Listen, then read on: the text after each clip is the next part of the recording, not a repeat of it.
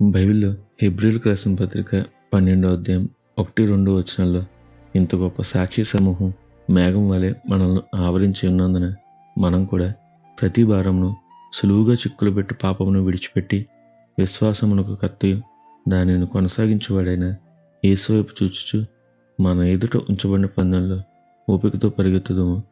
ఆయన తన ఎదుట ఉంచబడిన ఆనందం కొరకై అవమానమును నిర్లక్ష్యపెట్టి శిలువను సహించి దేవుని సింహాసనం యొక్క కుడిపార్శ్వమున ఆసీనుడై ఉన్నాడు అని రాయబడింది.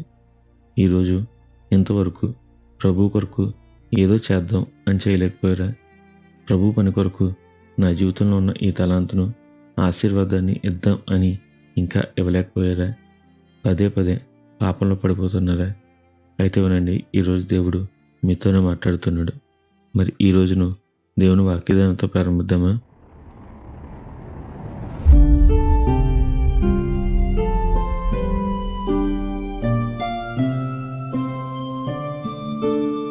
మనలో చాలామంది యేసే చేసిన త్యాగం అనగానే సిలువలో బలియాగమే అనుకుంటారు. అయితే తెలుసా, మట్టితో చేసిన మనల్ని ప్రేమించి తానే మట్టిగా మారి మహిమనంతా విడిచి రావడం నా ప్రభు చేసిన అతి గొప్ప త్యాగం. మలినమైన నా బ్రతుకును మహిమలో చేర్చడానికి తన రక్తమంతా ధారపోసి ప్రాణం ఇచ్చాడే, అది నా ప్రభు నా కొరకు చేసిన త్యాగం.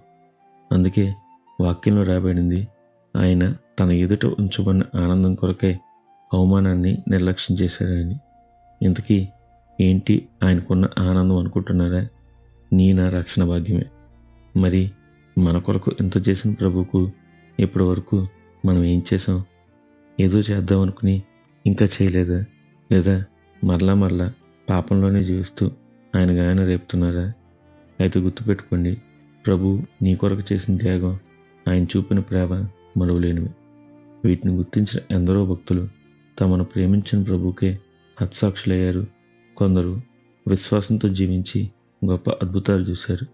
మరి ఇంత ప్రేమమయుడైన ప్రభు, ఇంత గొప్ప సాక్షి సమూహం మేఘం వలె మనల్ని ఆవరించి ఉంది కదా.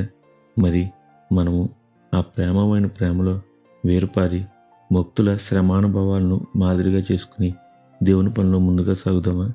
అటు గొప్ప ధన్యత దేవుడు మనందరికీ దయచేయనుగాక. నిత్యం ఘనత మహిమ ప్రభావములు యేసుక్రీస్తు నామమునకే కలుగునుగాక. ఆమెన్. హల్లెలూయా.